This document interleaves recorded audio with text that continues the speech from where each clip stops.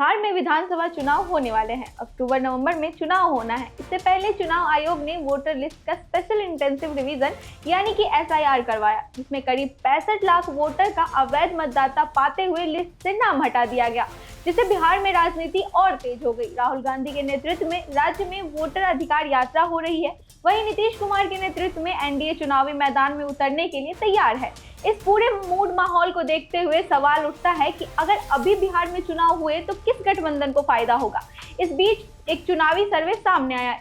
इस सर्वे के अनुसार जताया गया है कि राज्य में एक बार फिर से NDA सरकार की वापसी होगी।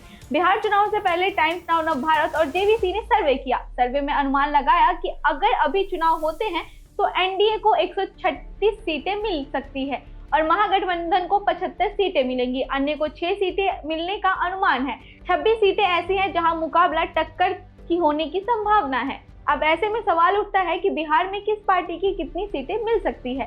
पार्टी के हिसाब से बात करें तो BJP को सबसे ज्यादा 64 सीटें मिलने की अनुमान है, जबकि 17 सीटों पर कड़ा मुकाबला हो सकता है। वहीं JDU 29 सीटों पर जीत दर्ज कर सकता है, जबकि 2 सीटों पर उसका कड़ी टक्कर हो सकती है। NDA की दूसरे दलों की बात करें तो वे 6 सीटों पर जीत दर्ज कर सकते हैं, जबकि 18 सीटों पर उन्हें बढ़त मिल सकती है। महागठबंधन के दलों की बात करें तो RJD 37 सीटों पर सीधे जीतती नजर आ रही है, जबकि 15 सीटों पर उसे बढ़त मिल सकती है। कांग्रेस के 8 सीटों पर जीतने की संभावना है, जबकि 2 सीटों पर कांग्रेस को बढ़त बना सकती है। CPIML 7 सीटों पर जीत दर्ज कर सकती है, 2 सीटों पर वो बढ़त बना सकती है। सर्वे में एक सवाल यह भी पूछा गया कि बिहार में जाति जनगणना से किसे फायदा होगा। इस पर लोगों ने अलग अलग जवाब दिए हैं।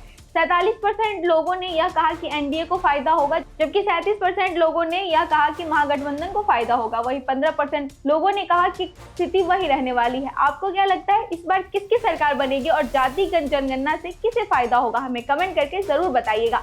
ऐसी तमाम अपडेट्स और जानकारी के लिए बने रहिए हमारे साथ। धन्यवाद।